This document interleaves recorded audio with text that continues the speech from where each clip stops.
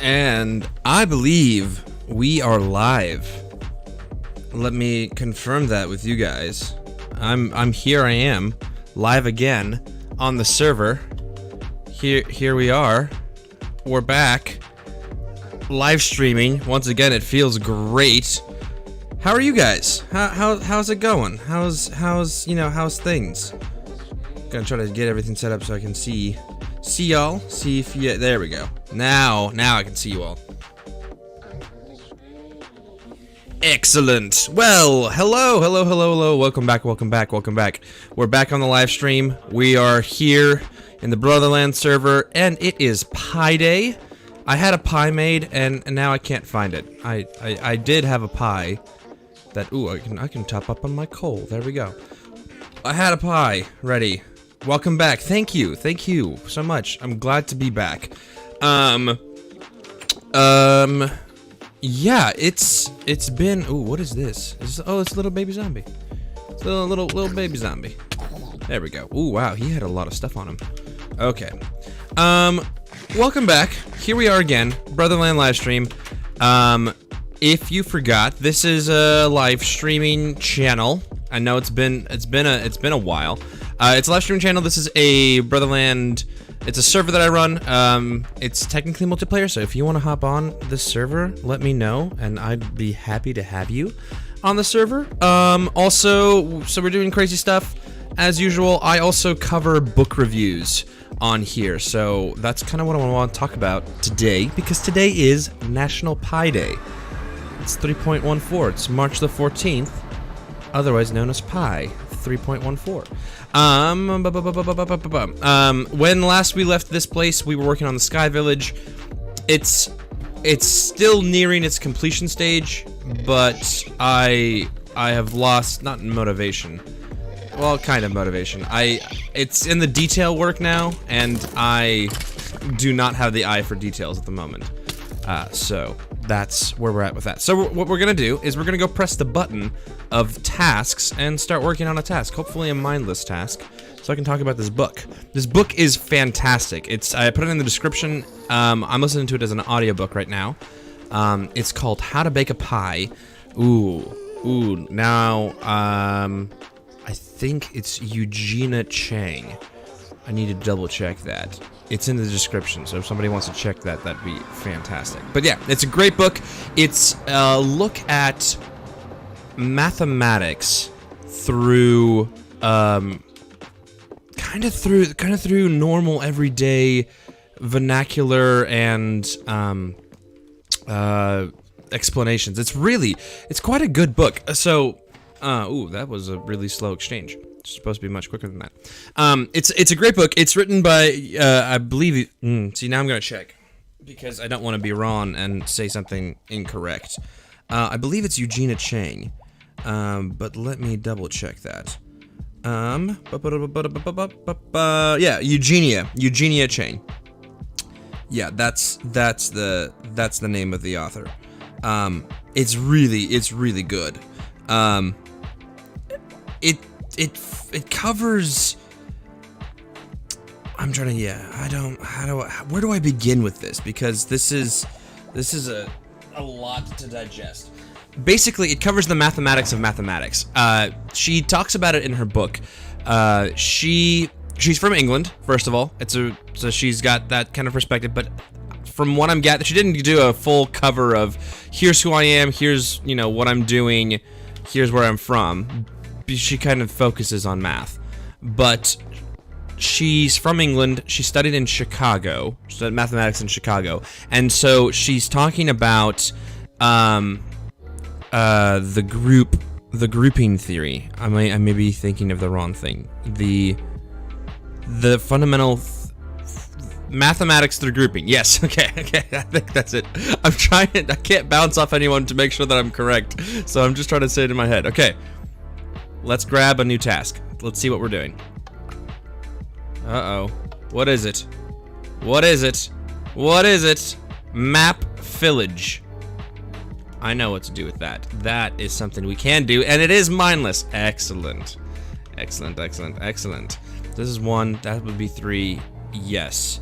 So actually, we can start doing that. That's gonna be Fantastic. And actually I can do that with these guys first. Okay, excellent.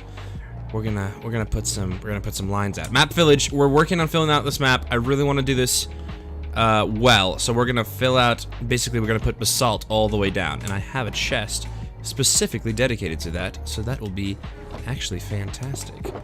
Yes, look at that. Let me make sure I have room for 2 things. Yep, there we go. Yeah, so her name is Eugenia Cheng. She's originally from the United Kingdom. I think that's yeah, I think that's how you say it. Or England, London, whatever you want to say. So she's from there, and she's a mathematician, and so she talks about all these crazy theories in math. But she basically boils it down and says that math can be broken down into very, very simple ideas, and it's pretty good. So she talks about math in terms of simplicity, right? So there's you have to know there's a moment in the book where she talks about how to break down problems, that a lot of people are scared of math, or a lot of people think that math is no good, or whatever else. There's a lot of different opinions about what math is, how math is, and how people perceive math. And she, really takes a very strong stance that there's no reason, there's no need to be scared of math, because math is easy. She says math is easy, and that's a bold claim, because math definitely has a stigma, especially here in the United States and growing up in high school, that math is hard, and it's confusing, and there's numbers, and nothing makes sense, and you just ask to memorize formulas, and it's no good, right? That's kind of our understanding of what math is from personal experiences. And she really wanted to go out and change that. So she wrote this book all about the grouping theory, and kind of understanding math. And I don't think group theory is the correct thing. But anyways, so she starts breaking it down, and she starts breaking it down through a lot of she covers a lot of interesting topics, and this is only part 1. There's a whole second part, which I have yet to get to, and I'm very excited to see it. It really uses math in real life. So one of the biggest concepts that she talks about first is the idea of abstraction. How do you convert something in real life to math, and then how do you make sense of it? So she mentioned word problems, and it's actually really cleverly written. I think it's because of that British sense of humor. It's very dry, but at the same time it's very engaging and satirical, and it's just a hoot and a holler that I was cracking up.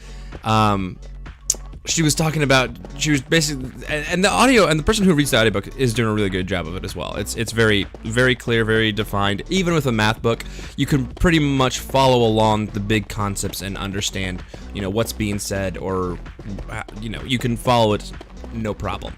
And there was a point where it just cracked me up, because she started talking of like, okay, here, let's work this, let's see if you can work this problem out in your head. And then she started saying, there's a rope on a fence, and the rope, this one is not the correct direction. Oh, and it's gone forever. That's okay.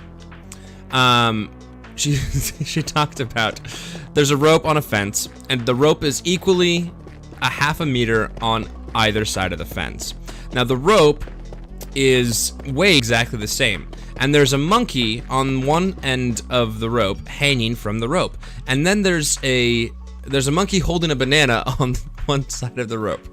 On the other side of the rope, on the other side of the fence, is a weight exactly equal to the monkey's weight, but not the banana's weight. The banana is, the banana fits in the monkey's hand. The monkey is aged 3 times as old as its mother, and its mother's age now is 4 times the age of, and she goes on for something like 5 minutes describing this problem, and the end question that she asks is, how big is the banana? And it's, she started with something very simple, a very simple math problem, and why are these sideways? Someone needs to get fired for putting them sideways. It was not me, but that's that. She talks about, she walks through these simple problems of like, if you drove this many miles You know, you had a total while of this. You get this many miles per gallon while you're in the city, this many miles per gallon while you're on the highway. Your total fuel consumption for the week was this many miles. You know that you get 40 miles to the gallon while you're on the highway and 20 miles while you're in the city. You know, given all of that, how many miles in the city did you drive this week or this month? And you can work that out. It's not hard to work out for that math. But she talks about math in a way that is not important. Not important. It's not the same way that everyone else talks about math, because her big concept was to say math should be about answering questions. It shouldn't be about, you know, these complicated, can you figure out what the formula is? It should be about learning and saying, okay, I think I know what this concept is. I think I know how to solve this problem. It's all about problem solving, was her biggest point, is that it's not about being right or wrong, because, like, this is an interesting example. What is 11 plus 4? What is 11 plus 4? And she said, 11 plus 4 is 3. And, like, if you said that in a math class, you would be, counted points against, and you said, no, you're wrong. You don't know what you're talking about. 11 plus 4 is not 3. But if you're talking about telling time on a clock, if it's 11 o'clock and then you add 4 hours to the clock, you'll be at 3 o'clock. So there is a world where that math problem is correct. And I was like, oh, well, I guess. And she does a really good job of deflecting exactly what you're thinking and trying to make sure that she kind of prevents you from talking back. So she's like, yeah, I know that sounds weird, and that's not what everyone would understand about how that functions.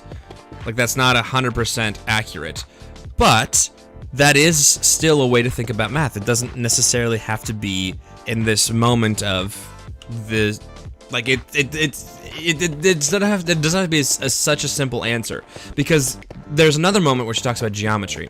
And she talks about, ooh, that blew that up. Ooh, and there's another explosion behind me. Nope, just one. That was just delayed to my headphones. Oops. So she talks about, I'm gonna just pause so that I can kind of, because I think the stream is struggling a little bit, and I don't want it to struggle a little bit. I want it to be good and on fire. Yeah, I don't want to lose connection. Oh, no. Come back. We were never having this problem. What's going on? Maybe not. We'll see. We'll see what's going on. Hello. Come back.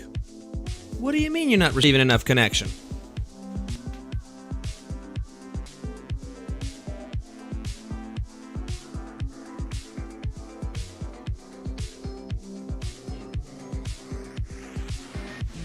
Well, for those of you, I'm gonna keep an eye on this just so we can see each other again. Hopefully here we'll get some more internet, and then I'll wait to see what's going on. Maybe. Hello. Ooh, we're falling on people. This is odd. This has not happened for quite a while, actually. We've been having some pretty good connection usually. Maybe it's the sign up before spring break, everyone's checking assignments? Maybe not. What is going on?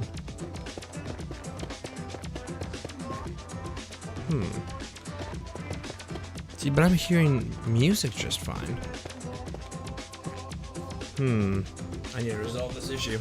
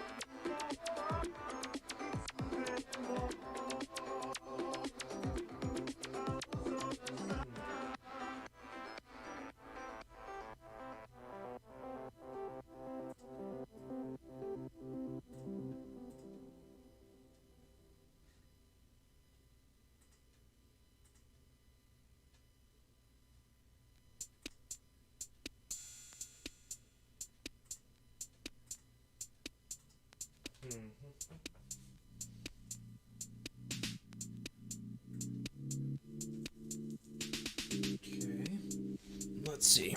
It should be coming back. Maybe? Maybe it's coming back?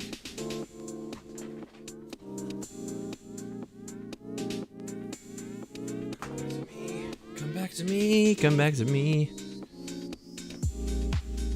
Please, please come back to me. Okay. Seem to be getting input here. Why aren't we getting input here? Dun dun dun dun dun.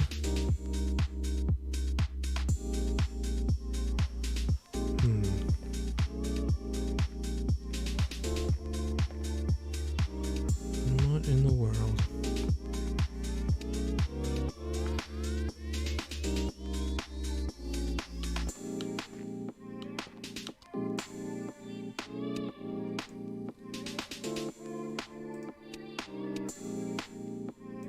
Aha! Aha! I think I have you back. I think you have returned, yes? Okay. Oh man, that was scary. So, looks like Sunday at noon is the best time, and not necessarily Sunday at night, because that was not good. But I think we're back. Let me know if you guys are there, if you guys can hear me. Internet. We live in an age where it's hard. Internet is hard. Internet issues plague us all. And they're not always helpful. Yes, I think so. Let me know if you... Yeah, okay. Well, we're gonna keep going. Hopefully I can get to see you again. Maybe.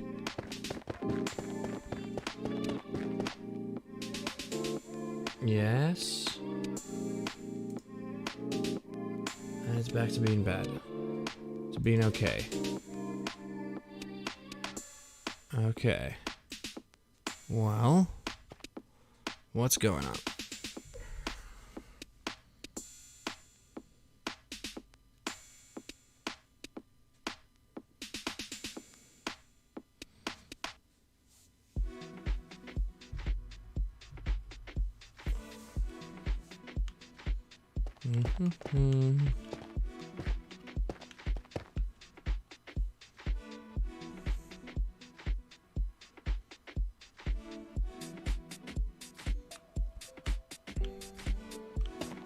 Probably a lot going on. Yes? I think you guys can see me. No, it's buffering again. Shoots. Shoots. Shoot. Shoot. Shoot. Shouldn't be that bad. And there's no way of knowing if you know what if you can hear what I'm saying or not, because I can't see what's going on.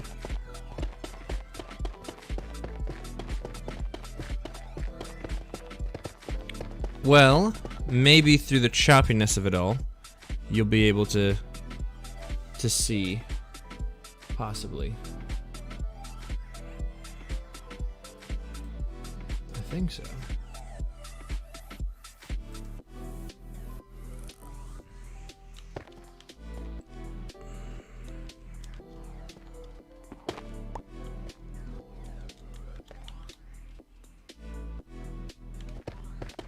Yeah, it's just a little choppy, but I think you guys can hear me, yes? No, maybe so. It says excellent connection.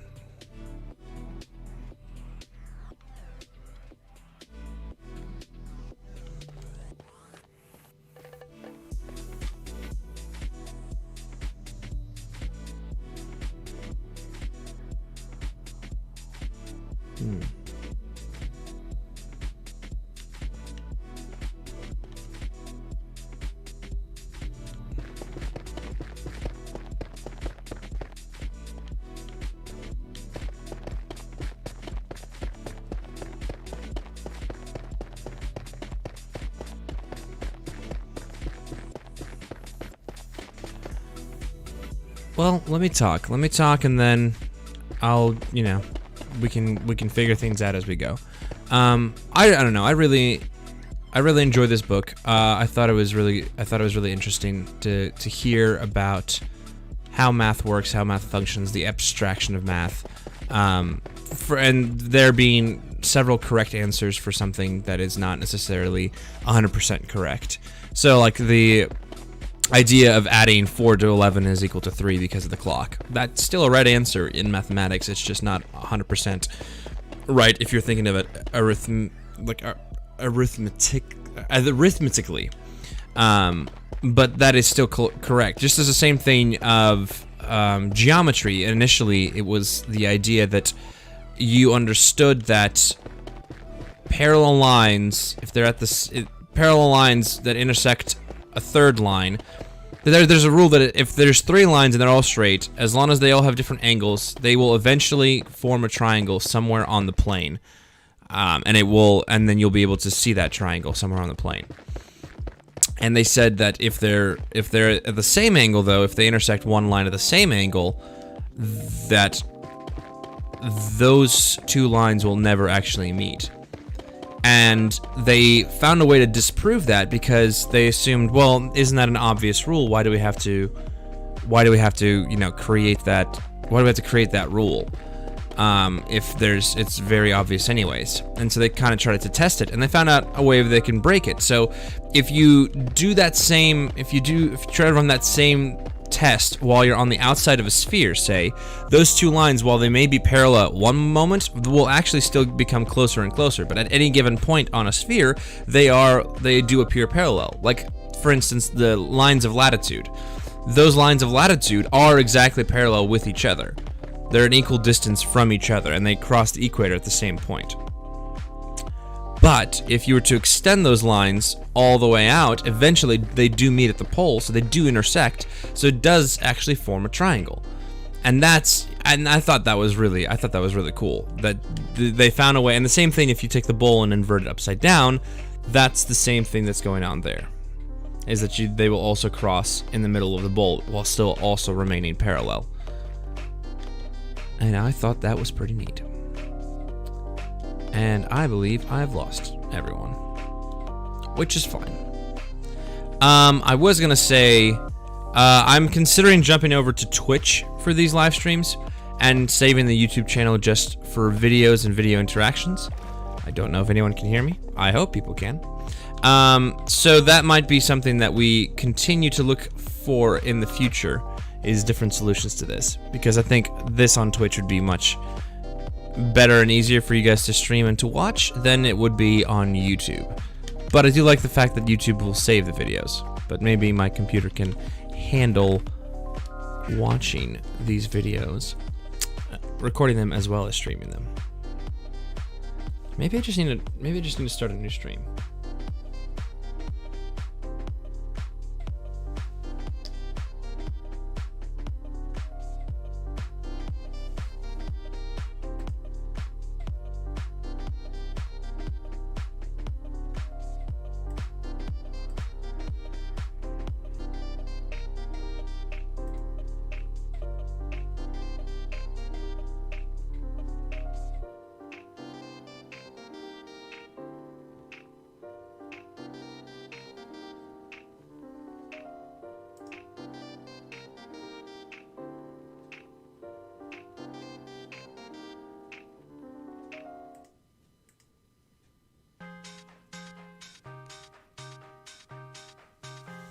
Okay.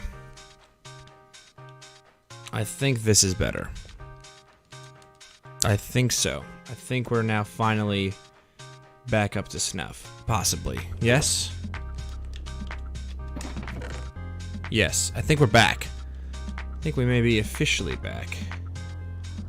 And good to go? Possibly? Maybe? Maybe we will be? Maybe that's all it took was a little refresh of the page? I think so. I think so. Yeah, okay. Excellent, that's exactly what I needed.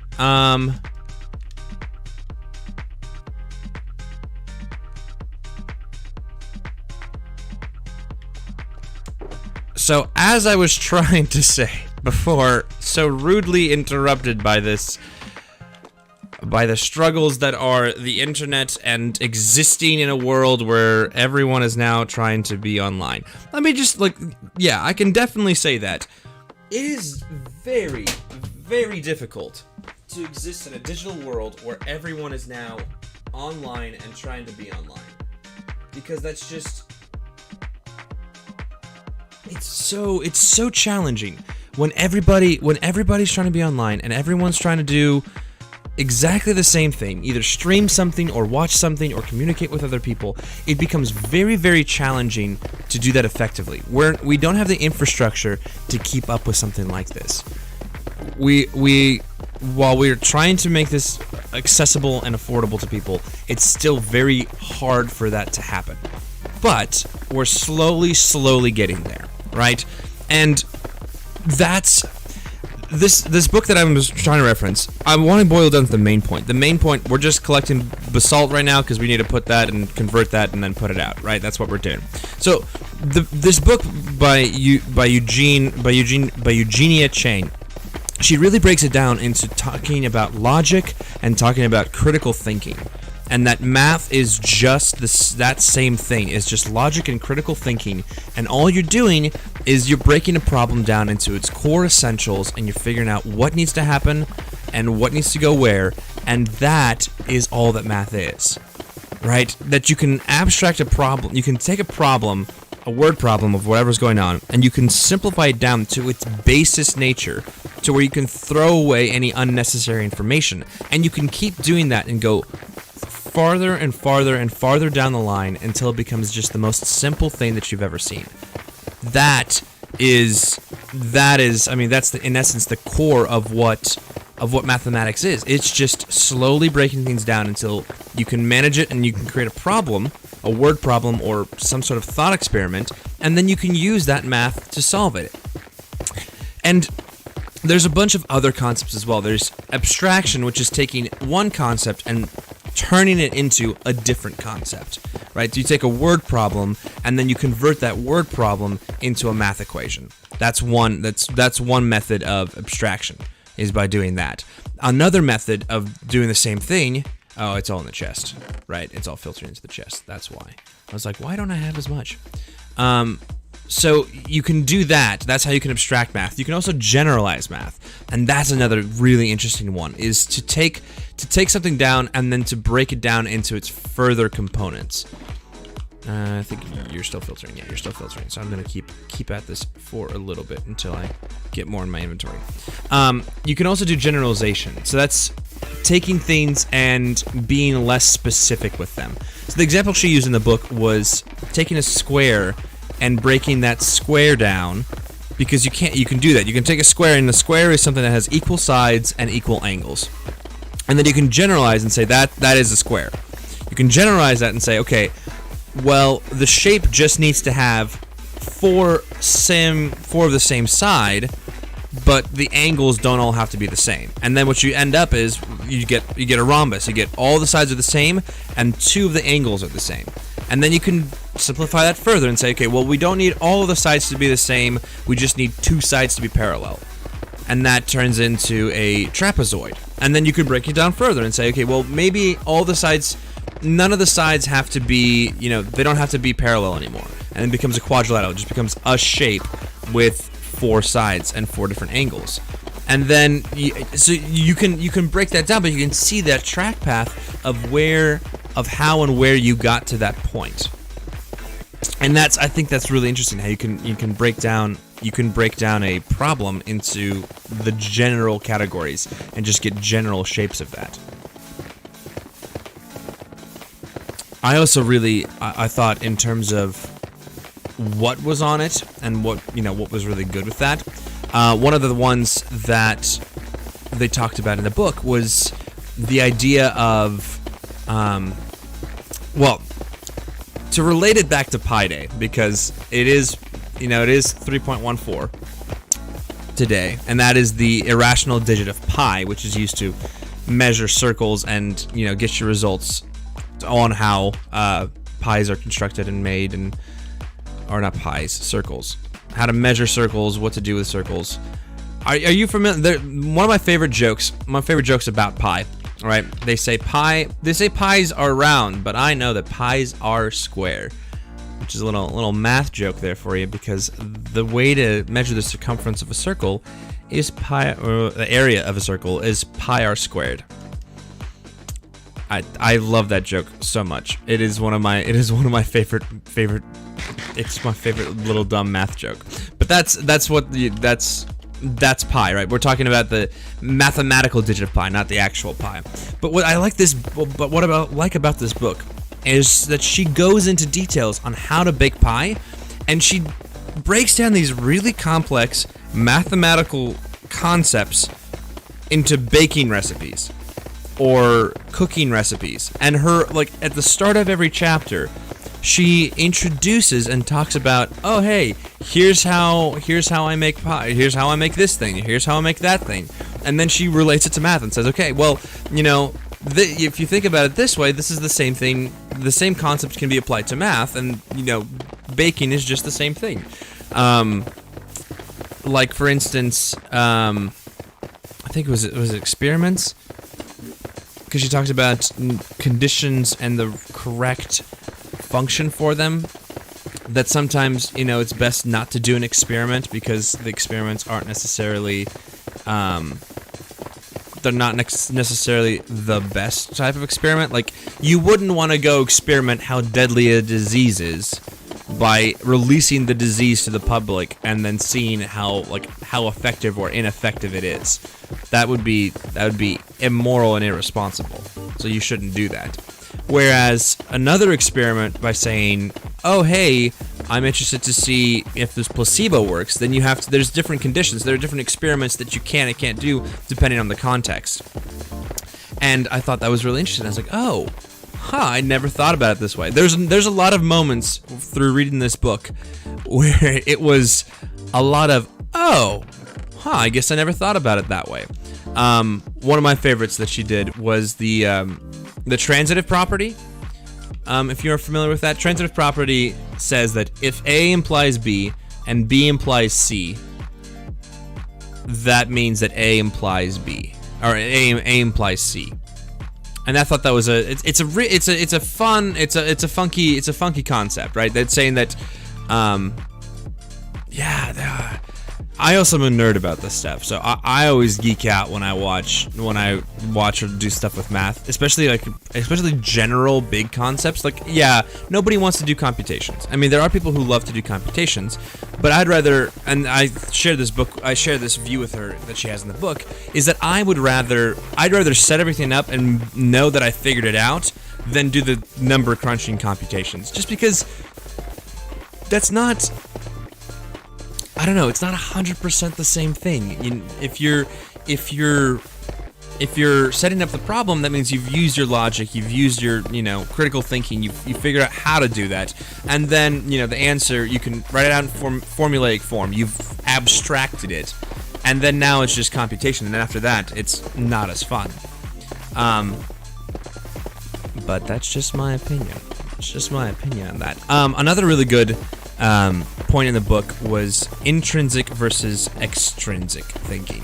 Like internally motivated or being externally motivated. Like how does that look, and how does that work in math? How does that work in other things as well? Because you can be, the way that she described it was, say you're in Paris and you're in France and you're trying to get to the Eiffel Tower.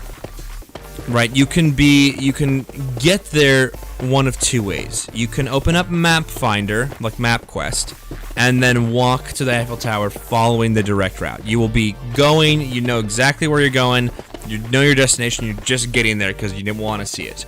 Or you can follow what she called following your nose. You can kind of go down this alleyway, you can go down that alleyway, you can stop for dinner, you can do something else, but you're there. You know where you're trying to go, you know where the destination is, but you don't know the journey. So you're trying to figure out how you get there and how you reach that final moment where you're like, oh, okay, finally, I've arrived at the Eiffel Tower. Right? And so it was really interesting that and I never thought about it this way, but you can do the same thing for mathematics. You can search for problems extrinsically or externally motivating your problem solving, or you can go from the internally motivated problem solving. So that's the instance of, like, you know that you need to find an answer to a question. So if you know that you're trying to test out something, or you're trying to find the answer to something, that is external motivation. That's the motivation where you are going to your destination, you know exactly where you're going to go, and you know that you're going to get there, and that's what you need to do. That is that. But then the other one, internal, ooh, it's night. I'm going to go sleep because I don't want to deal with the mobs. If it's internal, then you don't really know where you're going. You're kind of, you know, kind of where the destination is, but you're not, you know, like, you're not hell-bent on doing a very specific action and going through and trying to do this, like, you know, I'm gonna go through this method and I'm gonna see how this method looks. No, it's a journey. It slowly flows there, and it gets you to where you need to go eventually. And she was proposing that, you know, the best thing to do is finding that happy medium. Finding that moment where it can be both intrinsic and extrinsic at the same time. Like, internally motivated versus externally motivated. We need to go to 160. But I don't think we have enough rockets. Yeah, we'll have to use another rocket. And then see, yep, that's where I stopped. And now we're back to placing blocks in the sky. Ha ha ha. We might need to make another, we're gonna definitely need to make a couple more trips to do this. But that leaves us more time to talk about the math. Yeah, and that's fascinating. What type of problem solver are you? You know, are you internally motivated? Are you know, concerned with where your journey is, or your destination, or whatever you have? Like, are you hung up? Ooh, not hung up. Ooh. Let's put that back because I need to pick that up. Are you so concerned with where you're going and what you need to do that you know you're gonna do it that one way, and you gotta have that destination? Or are you more internally motivated? Are you wanting to find the solution on your own time and find out, you know, maybe this works more, maybe this works a little bit better? So it's just it depends person from person, and it's not wrong or right either way. It's just a different way to see the same thing. And she talked about essentialism and essential items of, like, what you're doing and how you perceive math, or how you perceive the world. That you can describe making Jaffa cakes, which are, I hope you know what Jaffa cakes are. They're like a cake with a little bit of marmalade, a little bit of chocolate on top. It's pretty good if you're trying to eat some of that. That's pretty good. If you get some tea. Get some orange, get some of those orange ones. Oh, they're great. I love Jaffa cakes. Anyways, and she does these really great things in the beginning of each chapter. She does this great thing in the beginning of each chapter. I want to make sure that I'm getting data because it said no data for a second. So, these great things in the beginning of that chapter. She describes a recipe, and it can be a different recipe each time. But she described Jaffa cakes as, what you need is a circular disc type cake, marmalade and chocolate. Put the marmalade on the cake, cover it with chocolate, let it set, and you're good to go. And then she made a very clear point. She's like, you know, to some of you, that's not enough of a recipe, because all you're getting from that recipe is that you need a cake, marmalade, and chocolate. But that doesn't tell you how to make it. That doesn't tell you how to get that done. It can if you have those three ingredients, but she talks about what is essential, like what are the essential moments or parts of it, right? We think of it, and then she relates it to math, which is, I think, a beautiful transition. How far do you break things down? Because you can break things down into their prime numbers, right? You can break stuff down. You can say, okay, everything. Ooh, something just punched me, or hit me. Maybe he punched me. I don't know. That was weird. You can break things down into their essential forms, right? So you can describe every number as a multiple of many prime numbers, right? For instance, 6. If you're gonna factorize, like if you're gonna prime factorization, where you break it down into where it can't be broken down anymore, you can say that 6 is 3 and 2, and 1 and 6, and that's how you factor 6. Those are all the factorizations of 6. But if you break down 6, it's a 2 and a 3, and 2s and 3s are prime numbers. And then she's fun because you can keep breaking, so you can break cake, and cake is just flour, eggs, and water. Or flour, eggs, water, or milk, right? And maybe some sugar. But then you can keep, if you wanted to, you can keep going. Ooh, that was a nasty fall. So you can keep breaking things down to their infinitesimal level, but what function does it serve? Why would you need to do that? What purpose is there to keep breaking things down? Because 1 is a prime number, and you can drop it down to 1, but then 1 is also a multiple of itself, so it's its own prime number, and you can keep going and keep going, so it can be 2 times 3 times 1 times 1 times 1 times 1 times 1, even though 1 doesn't necessarily do anything for you in that equation, right? But according to logic, it should be there because it's a prime number. So it's those moments that are interesting for mathematics, of where we decide the lines are clean and where we decide that they're a little bit muddy or a little bit more dirty. And I thought I was like, oh, okay, because she made the argument of like, I would consider chocolate a bare essential. There's no need to break down chocolate, but you could break down chocolate into cocoa powder. I don't know how I would make chocolate. Cocoa powder, sugar, and there's another cocoa ingredient. I can't remember what it is. But do you see the point that the chocolate could also get further broken down and become the bare essentials to where you could make the chocolate from scratch? But most times, I think people would consider that chocolate is just an essential. If you're gonna get chocolate, you just want to know what type of chocolate it is. And the same concepts can be applied to math. You can break things down, you can oversimplify, or you can, you can really extrapolate and make something crazy complicated. So, for instance, you can know that the slope of a triangle, for those of you who know the slope of a triangle, it's 1/2 base times height. That's easy. You know that formula, you can simplify it. It's really easy. You know that's the height of the triangle. You can also run it through a more complicated process. You can take it,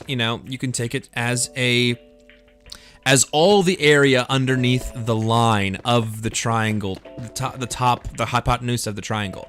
And you can break everything down into little squares and approach infinity in terms of the size of the squares and the smallness of the squares, and try to figure out, how big is this triangle, because you're using calculus now to break it down even further.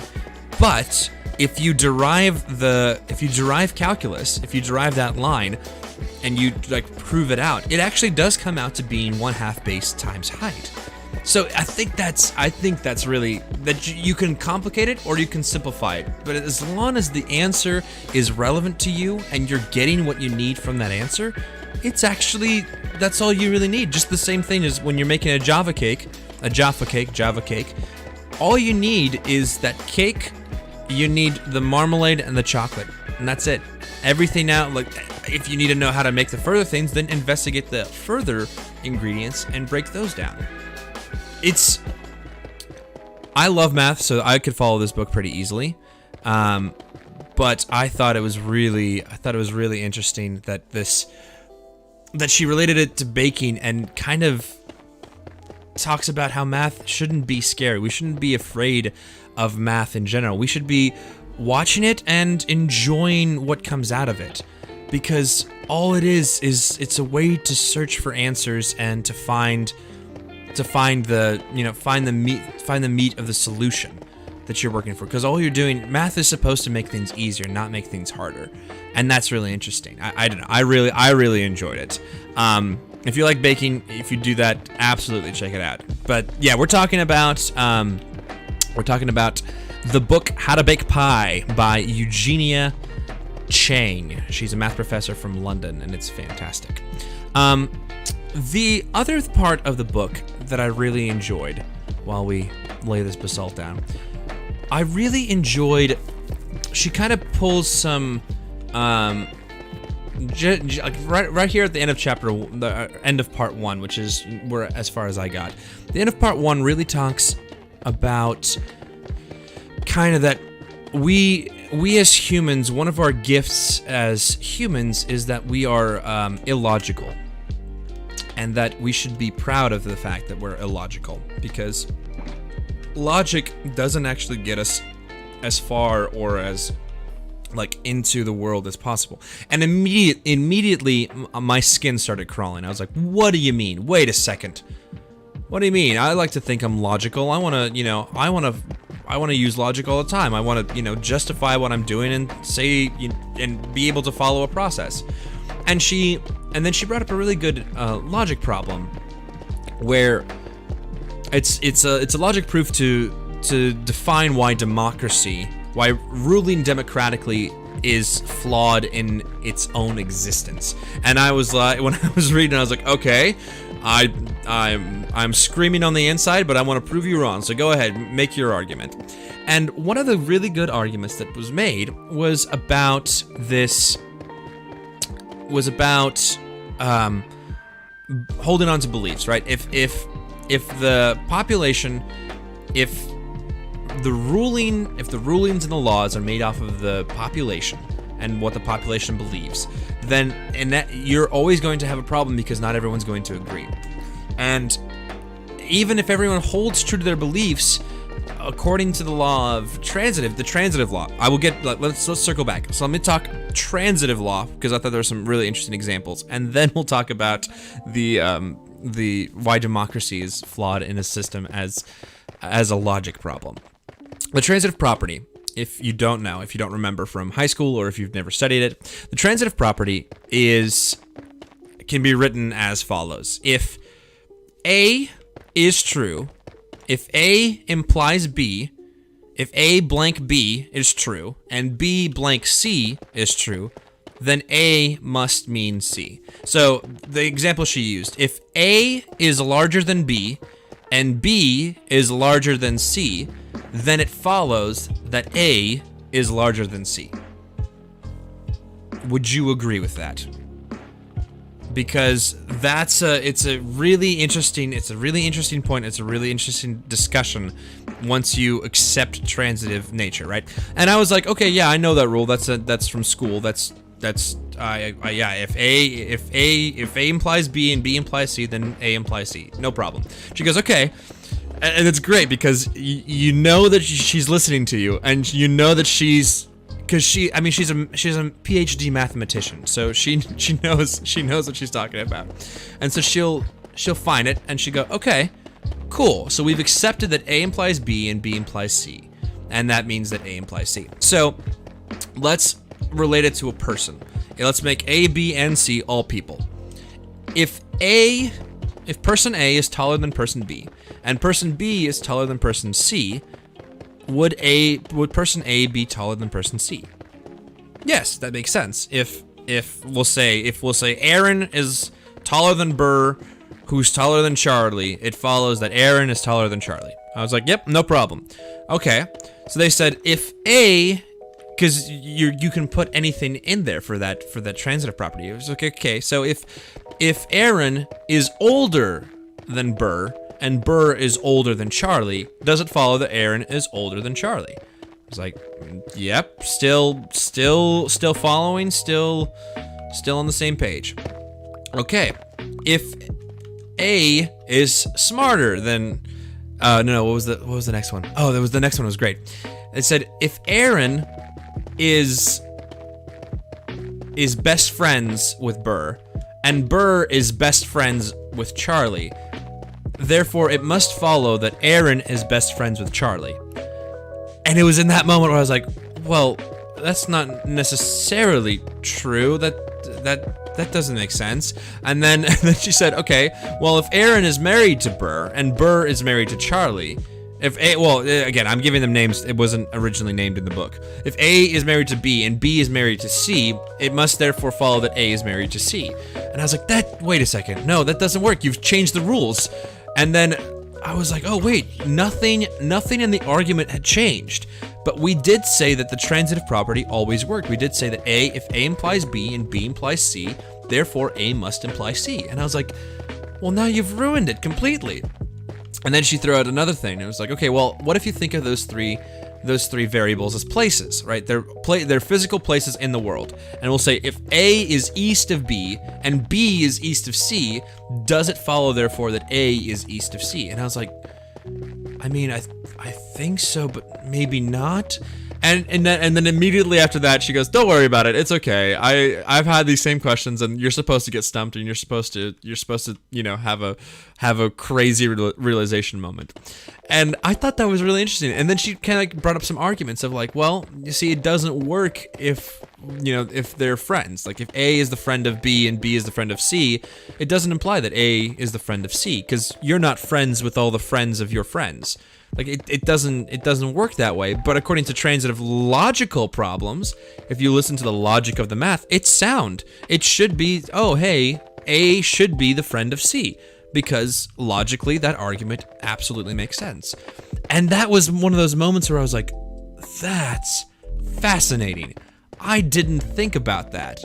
That's, sometimes these rules are there, like if you follow them to their logical conclusion, that doesn't, oh no, it blew up again. And I'm empty. Hooray. I think I might be back in line with my base, so I'm gonna go back home.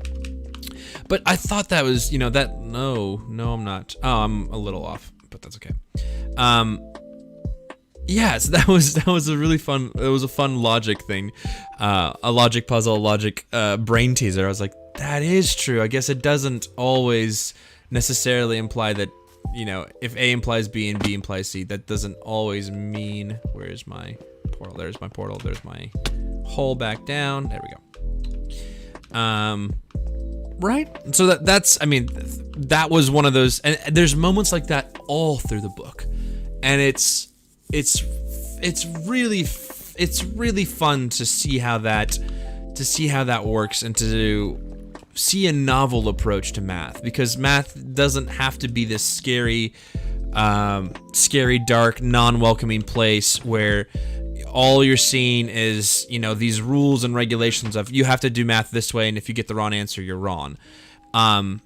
Because I think math and critical thinking is something that is just so beautiful and so inspiring to watch and to see and to kind of get to experience for the first time. And I thought that she does a really good job breaking math down and saying, okay, math is not a scary thing. It's actually all around us, and we use it all the time, and it's nothing to be afraid of.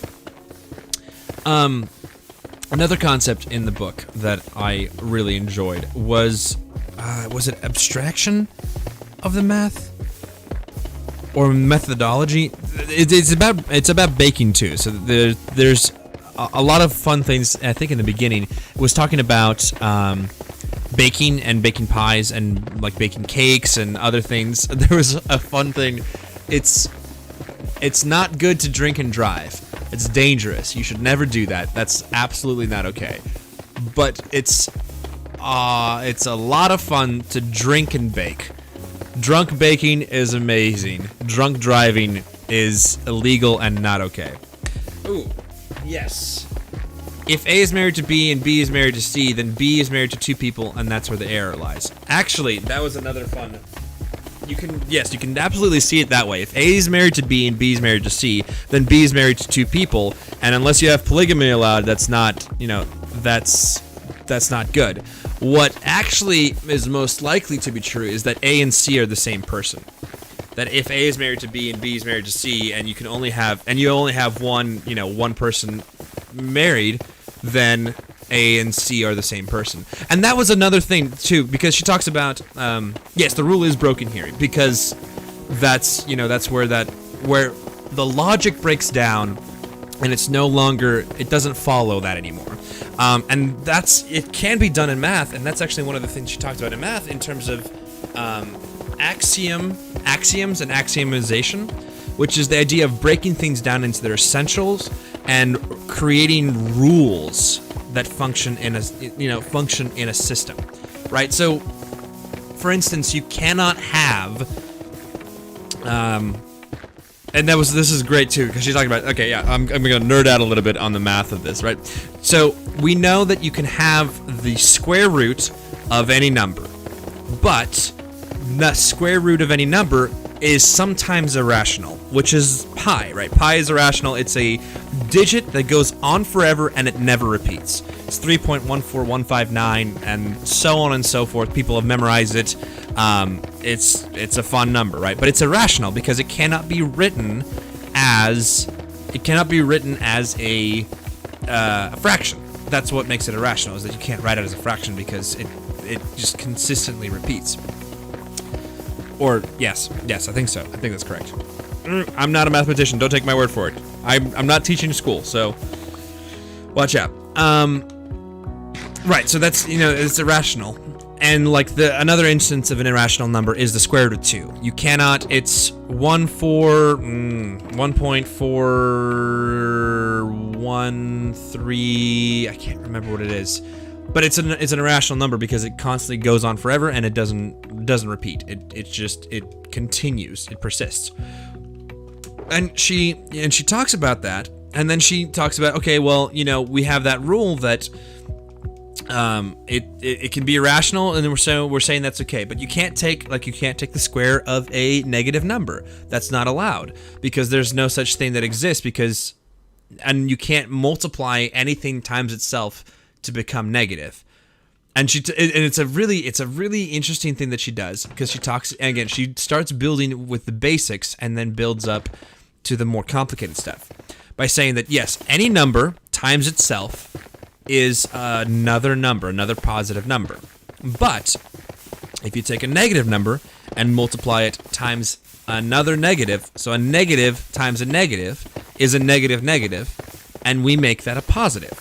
So regardless of the value of the natural number, if it's negative or positive, it will always default to being positive. So there's nothing in the natural numbers that would constitute multiplying itself together to create a negative number. And then she says, but the same thing can be applied to baking. Just because you can make a pie out of flour doesn't mean that you can't make a pie out of something different. And I was like, what? She goes, so why don't we just create an imaginary number that when it multiplies times itself, it creates a negative number? And I was like, can you do that? And she was like, you can, and basically responding to you in real time, like, yes, absolutely you can do that. You can create a number and say that it follows this rule and just create that thing because it exists that way. I was like, what? And Vsauce does the same thing, right? It talks about math is, there is such a term as an imaginary number. Yes, there is. There is such a term as an imaginary number. But according to the rules created originally, there isn't. And so you are bending the rules by saying, yeah, it's higher math. Yes, I absolutely agree. But you're bending these rules and you're saying that this is something that exists outside of this, and its only function is to do this other thing. And for people who like neat, tidy boxes, that doesn't necessarily work because it doesn't follow specific rules. It's different. It's unlike anything else. It's an outlier.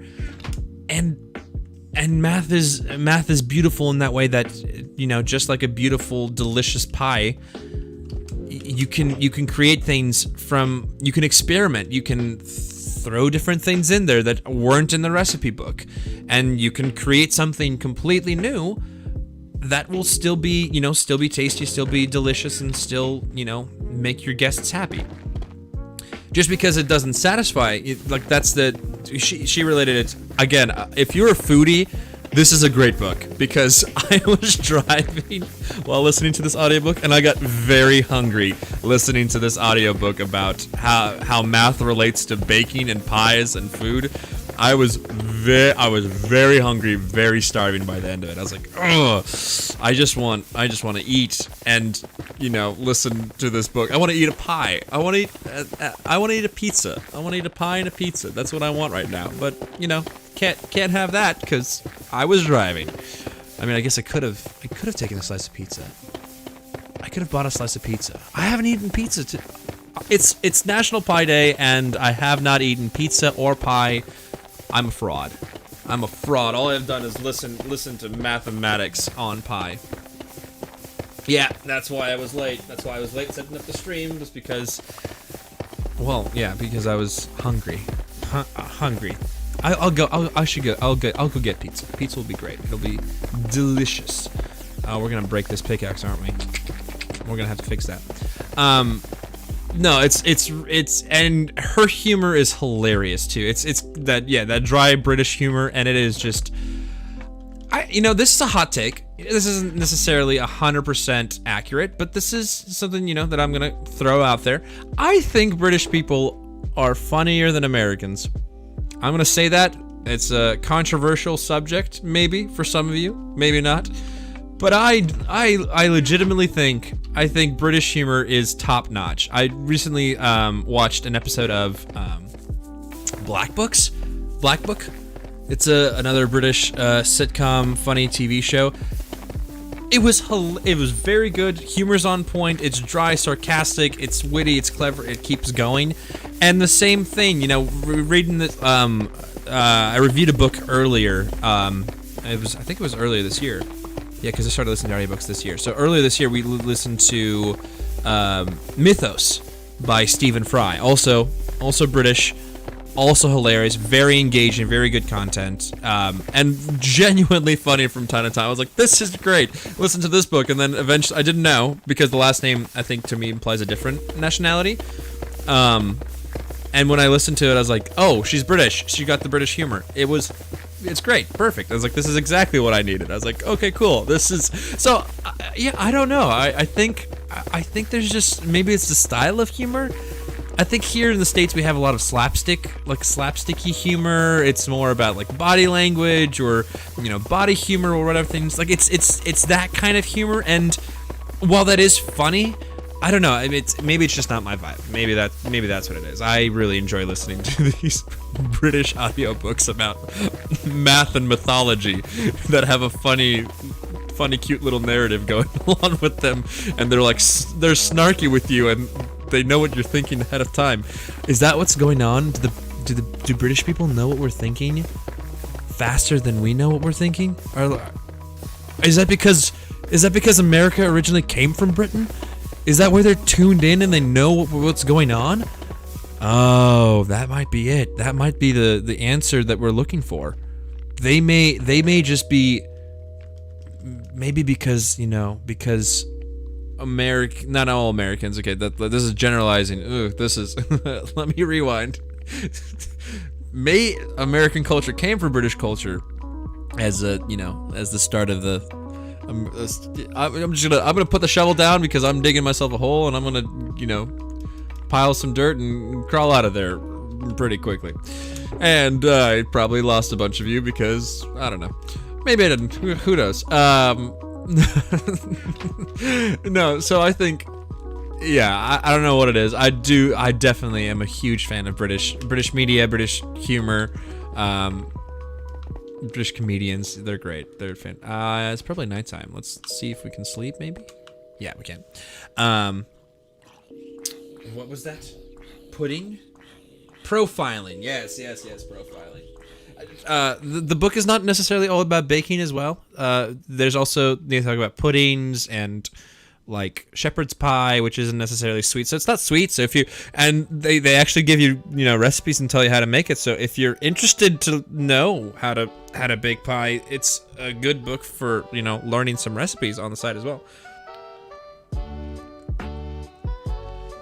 Oh, it's nice to stay hydrated. Yes, profiling.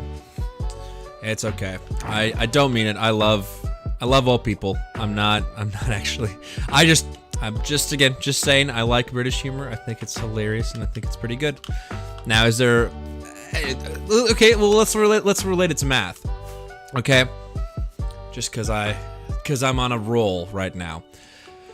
Solutions in math are not necessarily always the same, and you shouldn't be punished for trying to seek out solutions and ask questions, right? Because mathematics is all about learning what the answer is and how to do it, not necessarily always about, oh, there it is. Yep, there's the blow up. I was right on time. So yeah, it's more about asking the question, not making a judgment. There may be, again, if you take a sample of the population, there could be unfunny people in both places. There could be Americans that are way more hilarious than the other things. Are there pies in the UK like a shepherd's pie? Yes, there are pies in the UK. How do you think the author wrote the? Well, I know this person, so I'm not trying to attack you. But yes, there are pies in the UK. This is a person who's originally from there. I don't think they can write about something that they've never seen or haven't had the experience of, you know, trying or making. Yeah, there's pies in the UK. It's also not a cookbook just about pie, and there's other fun recipes in there. Oh, I can't open. Okay, I can't open my inventory. Good. We'll be excellent. Yeah, I don't know. Oh, I can't. I've now lost my train of thought. You've. I can't remember. I don't know. I totally forgot. Oh, there was a. Okay, there's so many fun little jabs, fun little jokes that she has in the book. I'm trying to remember another one of my really good favorites. It was about. Was it generalization? I can't remember. Yeah, I don't know. It's gone like the wind. Gone like the wind, bullseye. She brought up an interesting point. This is more to do about cooking and the actual how do I want to say? Not cooking. The cookbooks and how cookbooks are created. She made it really good. This is what I'm talking about in terms of like snarky and from content of the book. It was something to do with how you bake something. Oh, how you melt chocolate, right?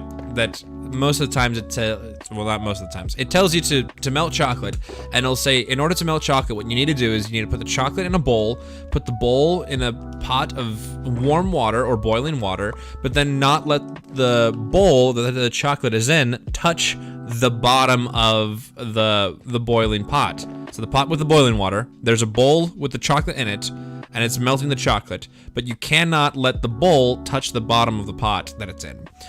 And she was talking about that, and she goes, so as a mathematician and a scientist, I wanted to experiment, so I touched the bowl to the bottom, and nothing happened, and I cannot find a reason for why they do it, and most of the time, when I melt my chocolate, I put it in a bowl and throw it in the microwave. The end result of melting the bowl of chocolate, it gets done, but the book doesn't tell you why.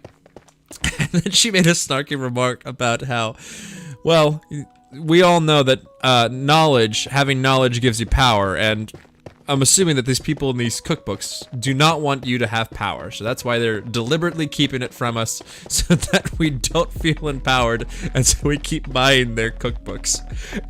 And I don't know why that's so funny to me, but I thought, like, coming from an author who's writing about books and math and cooking, to take a stab at another person and be like, that's why they're not telling us the truth, is because they don't want us to know too much, so they've shut it down, and they're not gonna let us do that. I was like, that's crazy, that's ridiculous, what are you talking about? I was like, okay, all right, whatever. So again, and it's just stuff like that through the entire thing.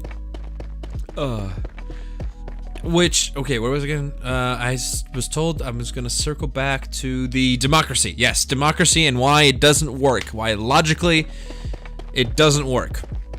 If you assume that everyone in a democracy operates logically, that means that they have beliefs and they back up their beliefs with sound arguments, right? If they support A, then they must support B. If they support B, they must support C, right? It's all based in things, and so therefore it follows that all of their it also follows, therefore, that all of their arguments are also based in logic, right? So, for instance, if you held the belief, again, this is kind of that dry British humor that I'm mentioning. Her example in the book was that if you believe that mathematicians are clever, and you believe that, and you know that you are a mathematician, then by association, you must believe that you are clever. You cannot logically believe in something that would refute one of your own claims. If you know, hey, I am a fix that. If you believe that mathematicians are clever, and you believe that you are a mathematician, you cannot believe that you are not clever, because by logical procedure, you must believe that you are clever, since the other truth statements also qualify that as true, right? So it believes that any belief that you share, any belief that this democracy shares, that they have to be truly believing in that belief, and that belief also then supports any arguments within the actual structure. So you can't negate that. Again, these are more like logic, truth, if this, then that problems, and so so that's the argument, right? If you take a whole society of that, with these people who believe these things and cannot refute them because of their own arguments, then you're going to run into issues where the majority will not agree. And because of that, you will not be able to pass laws. Like the example she gave is, there's these different truth statements. So the truth statement is, you believe college should be free. Everyone should go to college for free. That's truth statement number 1. Truth statement number 2 is that more people should have the right to go to college. That's truth statement number 2. Not again, these statements, not statements, these are belief. Belief 1, college should be free. Belief 2, more people should have access to go to college. Belief 3, the government should spend more on college budgets so that it can solve problems, right? That's legislature. That is actually a really good democratic question to ask, is like, okay, these are the 3 different truth statements, right? 3 different statements. If you take a sample size of 3 people, and person 1 believes all of the statements, they believe, yes, college should be free.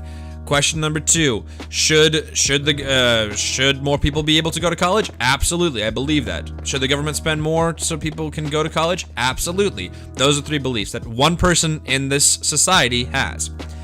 Person number 2 agrees with statement number 1 and statement number 3. They believe that college should be free, and they believe that the government should spend more on that because they don't, they want to increase the quality of education. They want the government to do that instead of private individuals. So, but they don't believe that there should be more people available to go to college. They just want college to be free so that if you want to, you could go, but that's not one of their beliefs. The other person, right, person 1 believes all 3 things. Person 2 believes 1 and 3, and person 3 believes that more people should go to college, but it shouldn't be free because, they want somebody else to pay for it. They don't want the government's spending to increase, but they do want to do that. So if you take this little mini society we've created, and you vote democratically based off of what everybody wants, you'll find that 2 people support college being free. You'll find 2 people who support that more people should have access to college. And you'll find 2 people who support and say the government should be spending. But you're not actually representing your society democratically. But logically you are. Logically you are saying, hey, this is an accurate representation of what our society is doing. We're saying that there's 2/3 who believe this, 2/3 who believe this, and 2/3 who believe this, even though their beliefs are different, and even though it's not simplified, it's not 100%, we're not actually representing it accurately. Which I was like, wait a second, what? And then she eventually goes on to explain, she goes on to explain, don't worry, it's not, I'm not calling out democratic societies or anything else. Again, I'm using the term Democrat here as elected by the people, not necessarily not like the Democratic Party, but more of the democratic system where there are people elected and they vote for what they are voting because the people elected them. Like democratic, not Democrat. Okay, just making that distinction. Maybe lost some of you on that, but that's what I'm saying. Okay. And she was saying, yeah, that it, you know, by logic, it shouldn't work. That there is, I think we're getting closer. Yeah, I think we're getting closer. Logically, it does not follow because it's not an accurate representation because I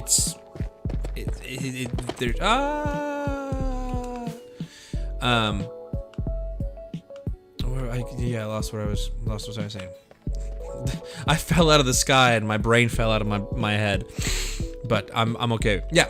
So it's just interesting to me. I was like, okay, I fell again. I'm getting too excited about talking about these big mathematics / political points. We don't shy away from anything on this channel. We'll talk about it all. What was it? Yeah. So it was just an interesting. I was like, oh, huh. Funny. I never thought of it. I never thought of it that way. I never thought that. Because we hold it in such high regards here, where we hold it like, oh, hey, it's gotta be like this, everything we believe in, it's gotta be, you know, oh, no, we can't possibly be wrong, the government's amazing, everything's great, you know, the system's fantastic. Or there's the opposite side, where you're like, no, the government sucks, this isn't what we wanted, you know, we want to be heard. And by definition, not by definition, by logical thought experiment, it's almost impossible for it to work logically. Just because you can never get an accurate representation because, by beliefs of certain things. Do we want to? Yeah, we'll kick him off. Oh, wow, he exploded. He really exploded on that one, didn't he? I don't want to lose that. We'll throw the junk in here. There we go. Wow, I got like a full set of armor from him. That was crazy. But then she kind of saves the day, right? She saves the day by saying, "It's okay. There's nothing to worry about. It's not scary. It's not crazy. What it boils down to is that humans are illogical, and that's what makes it so much more fun, and that's what makes our existence, not of like worthwhile, but kind of worthwhile, because we don't make the rational decision every single time. We don't follow the logical rules and, you know, worry about what's going on. And someone just kicked somebody off the entire thing. That was funny. We don't follow that, and that's one of the points of the book on how to bake pie. I just keep plugging the title just because I think it's a hilarious. It's a picture on the audiobook that I'm reading. It's a pie, and then in the pie is the symbol pi, and it tells you that how to bake pie. I was like, math jokes, hooray! Get out of here! Get out of here! Okay. Think. Oh, that humans are illogical, right? And we don't follow, because if we followed logical steps all the way to the conclusions, we would be boring and we would never get anywhere exciting, right? We would just be stuck doing the same thing. Like the example she used was the game, what's it called? Red light, green light. Right? If you function off a logical thing of, you know, moving step by step, person turns around, says green light, you run, you walk slowly, and then they say red light, you turn around. If you're cautious in that moment, because logically you should be, because it's a tough game, it's you know, it's moving you, it's progressing quickly.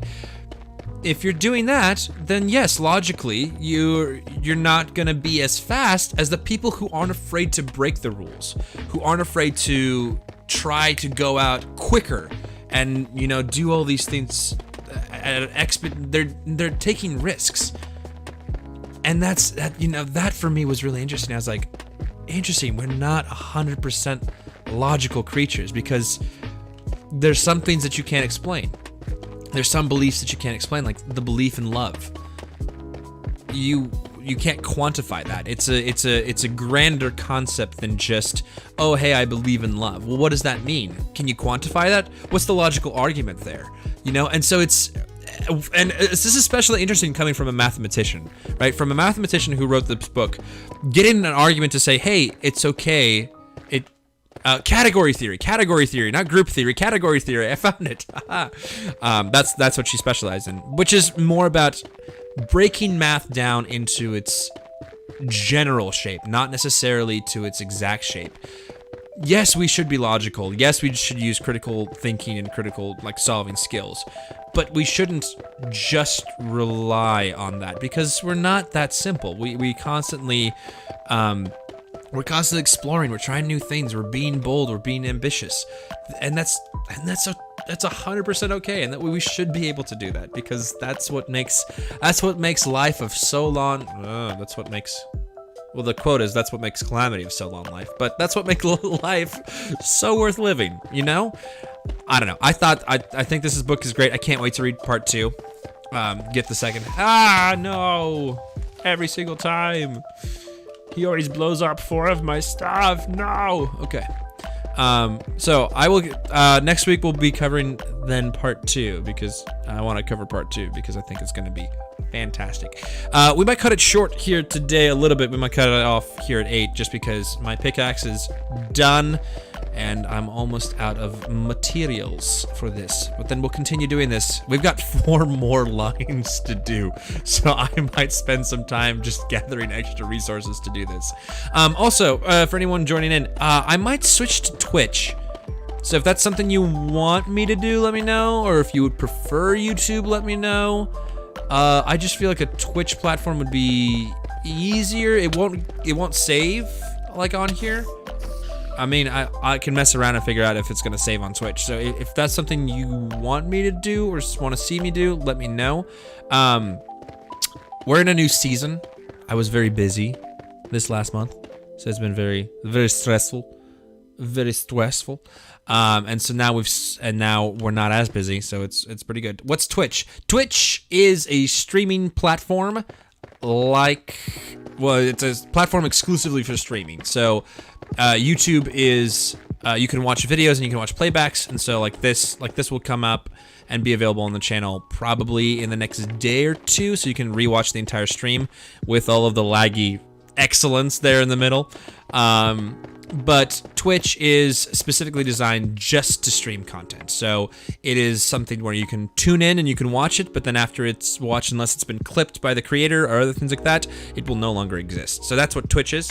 I'm gonna find a way. I think I can do it on I think my PC has the ability to do that. So it'll be actually probably able to record the stream or record a highlight of the stream and then post it to YouTube. So the highlights would be on YouTube, but then the actual Twitch would be the stream.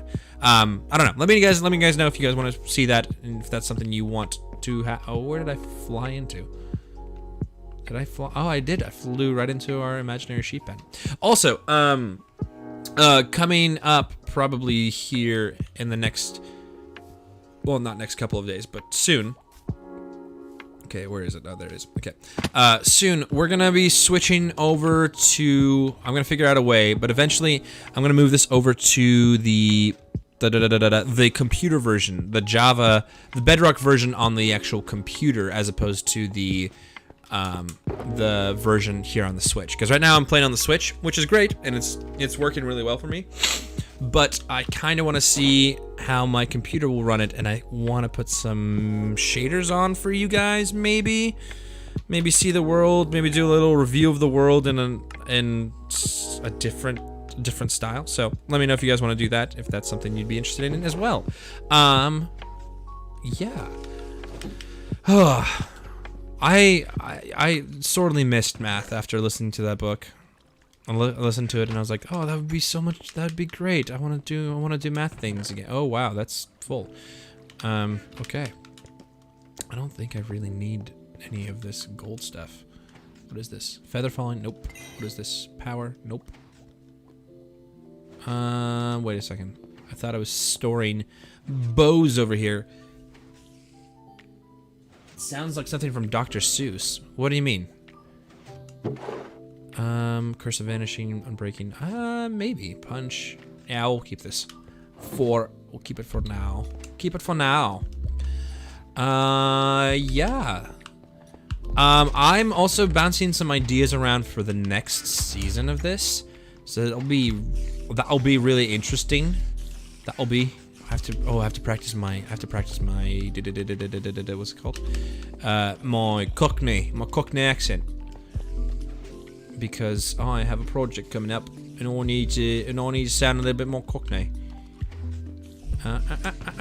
Ooh, wow, look at all that bone meal.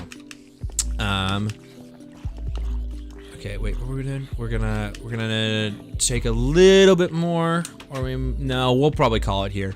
Call it here. It'll be excellent, and I'll probably grab some more here in a second. Let's go up to this room. This is one of my favorite rooms up here. And we'll click the button so everything shuts down and all the farms activate. Guys, thank you. I'm back. I have the stuff. It's gonna be fantastic. I've got videos planned for you. The reason for switching to Twitch, and I might call you guys and give you the link for the Twitch stream, because I want to stream some other stuff on the Twitch game. So maybe play some Valheim on there if you guys want to play Among Us with me. That'd be a lot of fun too. We might stream some other games depending on. I'm really big into Dauntless right now, so if you wanna hop on and play with me on Dauntless or see that streamed, yeah, I'm gonna expand probably. Yeah, I'm gonna probably expand to Twitch. Maybe do some other games on Twitch. Maybe keep this server on the YouTubes so you can see it and you can see the progress and come back and do book reviews, because I think book reviews are great, and at least here I can do more solid book reviews than on Twitch, where it'd probably be more interactive with the chat. But that's the plan. Yeah, so keep an eye out for that. That'll be coming, as well as another video. I've got a fun video planned for the Spirit of Carnival from Animal Crossing. And if you guys want, yeah, let me know. Leave comments, other things. I've got Animal Crossing that we can do. We can do some Hollow Knight run-throughs, whatever you guys want. I want to be engaging. I want to connect with you guys on a regular basis. So that's what I got. Thank you so much for joining. We'll part 2 of this same thing next week in terms of the book. So we'll be reading through the second half of the book of the How to Make Pie. Not pie related, because next week will be not pie, but maybe we'll throw some St. Patrick's Day stuff in there as well. So I will see you guys on the flip side. I'll catch you on the flip side. I'll see you when I see you, and I really appreciate you guys coming to support me, to watch this stuff. We got some great stuff coming up. It's going to be amazing. You guys are fantastic. Adios.